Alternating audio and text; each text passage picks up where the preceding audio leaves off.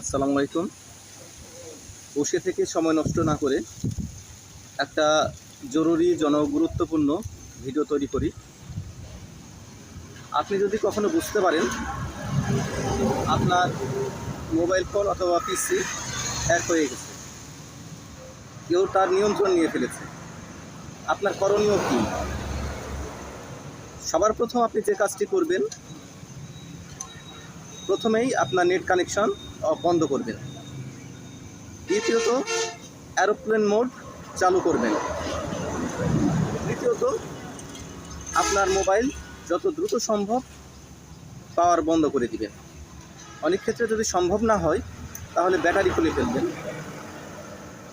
তারপরে আপনি এই বিষয়ে যারা দক্ষ আছে, পারদর্শী আছে, তাদের সহায়তা গ্রহণ করবেন। তাহলে দেখা যাবে যে আপনি অনেক বড় রকমের ক্ষতির হাত থেকে রক্ষা পাবেন।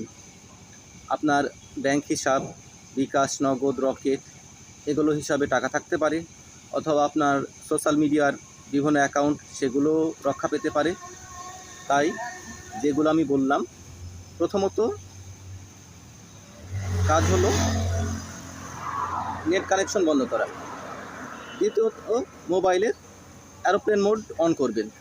তৃতীয়ত আপনার পাওয়ার অফ করে ফেলবেন। অনেক ক্ষেত্রে পাওয়ার অফ করা সম্ভব নাও হতে পারে, সেক্ষেত্রে আপনি ব্যাটারি খুলে ফেলার চেষ্টা করবেন। ধন্যবাদ আপনাদের।